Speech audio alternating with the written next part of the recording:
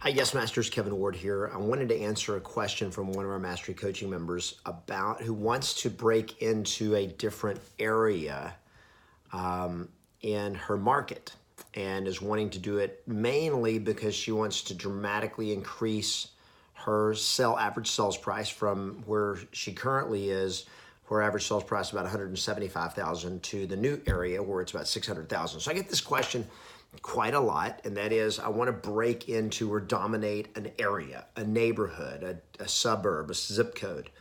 How do I break into that? And so I wanted to answer that for all of you guys and say, first off, if you want to make a lot of money and you want to build a massive profitable business, focus on the vortex, not on a neighborhood. Now, I'm not opposed to using a geographic model or geographic farming as a way to help build your vortex. But I want you to not be thinking, I'm going to pick 1,000 homes, 1,000 home farm or a 1,500 home farm or a 2,000 home farm, and I'm going to get known in the neighborhood and I'm going to become the dominant neighborhood agent. One, that takes years to accomplish. Number two is when you do accomplish it, you're probably going to have up to 20% market share. And it's one of the craziest things when you actually look in in neighborhoods where you think of the dominant agent, that dominant agent rarely is going to have more than 20% market share, maybe 25, maybe in a rare occasion 30. But if they get more than that, it's very, very unusual, and it's typically a very small neighborhood, and they've been there 12 years, 20 years, and so forth. So my first question, whenever somebody says, I want to break into a neighborhood, I really want to break into or own this town, is why is that geographic area that important to you? Now, if you're like, what's where I live? Okay, perfect. Nothing wrong with it. It's just, I want you to know why you're doing it. Well, it's where I live. It's where I want to live. It's a great area. It's a great price point, and so forth. So first is go in and understand, why am I going in there? I want you to focus on the vortex strategy of building your business rather than getting known.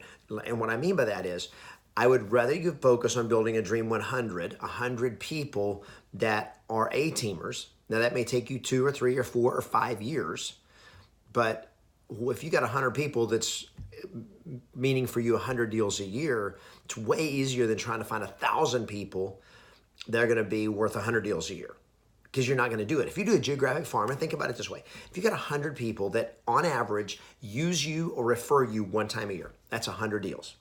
If you took a 1,000 member geographic farm and says, I just want to own this market, I want to own this 1,000 homes.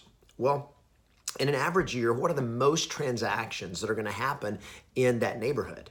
Well, if you had 100 sales in that 1,000 homes, that would be like unbelievably good. So let's just say you have a neighborhood that there's 1,000 homes, and every year there's on average 100 transactions in that neighborhood. Now, for you to have a 20% market share, you would be considered one of the dominant, if not the dominant agent in the market. That would be a total of 100, 20% of 100 is 20. Whoa, that is not very much. You understand? I would much rather, if that's the numbers you're looking at, which it is, then find 20 people that you can put in your A team, and I have to talk to 20 people rather than try to get to be known by 1,000. Okay, so think about it this way. Here's some of the questions. I'm just going to read the questions that this agent asked. They're great questions, but is it going the right direction? How many times a week should I door knock? How many times a week should I call? How many home previews per day or per week? What should I bring when I door knock? What is the information I should know about that town? How should I engage in town activities I know to know more about it? And what social media strategy should I use? Again, they're not bad questions, but how many times a week should I door knock, and how many days a week or times a week should I call? Well, now you're talking about, you got to cover 1,000. If it's 1,000 person farm, so that you could do 20 deals a year, you got to do 1,000 people. Well, how many times a week should I door knock? Well, here's the deal. You should talk to these people at the door 4 times a year. So that means you got to knock 1,000 doors 4 times. That's 4,000 doors.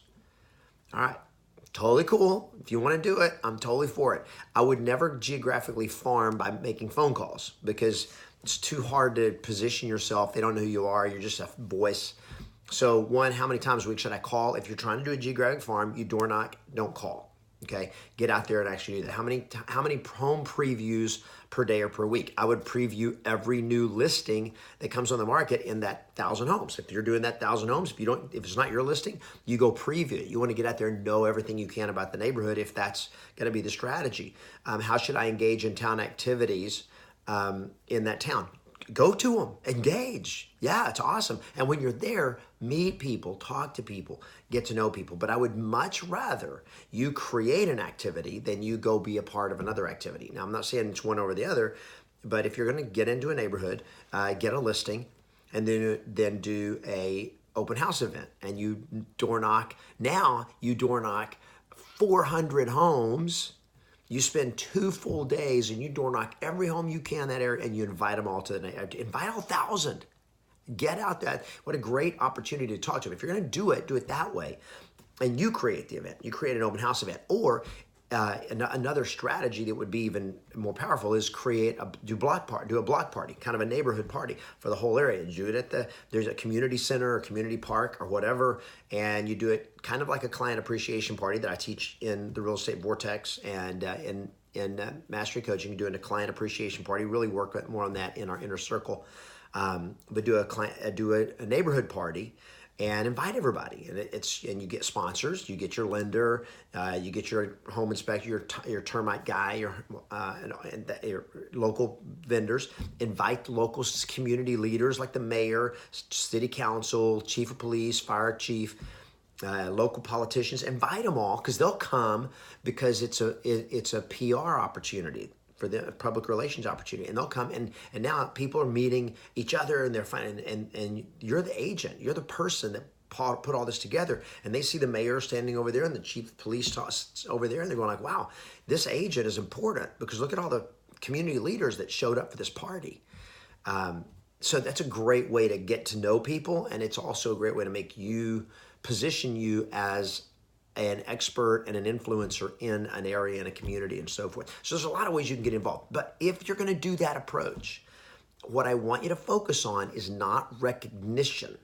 In other words, I want to be recognized by everybody in the neighborhood. I want you to focus on relationships. I would rather you have real relationships with 100 people than be recognized by 10,000. Because 10,000 people may recognize you, that doesn't mean they're going to use you. But 100 people that see you as their go-to agent, you have that relationship, you position yourself. That's the Vortex strategy. When they feel that relationship with you, they're going to use you. And I'd rather have 100 people who use me than 10,000 people who recognize me and hope that 100 of them use me in a year, that 1 out of 100 are going to actually use me. The numbers are way easier to manage when you focus on building the Vortex. Now, last thing is in the email, she says, I want to break into this town. It's about 20 minutes away from my office and where I live, but I want to move over that direction. But one of the reasons is the average sales price is $600,000. Where I live, it's $175,000. So not a bad move to triple your price range, right? How do you do that in a way that raises your price range? Well, here's how you do it. You add that area rather than switch to that area. And what I mean by that is I don't want you to stop working the $175,000 price point that you've been getting all your business from. So if your business has been averaging $175,000 deals, don't all of a sudden go like, I'm not going to do anything less than $400,000. I'm going to only do I'm going to move to the $600,000 neighborhood. You will probably starve while you try to make that switch. So you don't abandon what's working. You don't abandon your base to go move to to create a new base. You simply expand your base and go like, okay, I'm going to keep doing what I'm doing. I'm going to keep embracing all the business that I'm getting. I'm going to keep embracing it, loving it, appreciating it. And I'm going to also start prospecting into that newer area and develop my business over there. And as that expands, then you can move more and more of your resources and your attention to it. Think the Vortex, more than important than anything else, is learning to build relationships with people once you meet them, whether it's a geographic farm or anything else.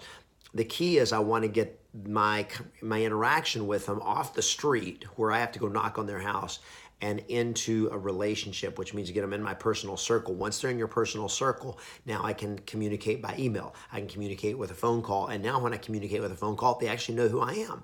Or when I text message them, when I send them a video, they know who I am. And that relationship has huge currency value in getting you business. Focus on relationships more than anything else, and you'll win.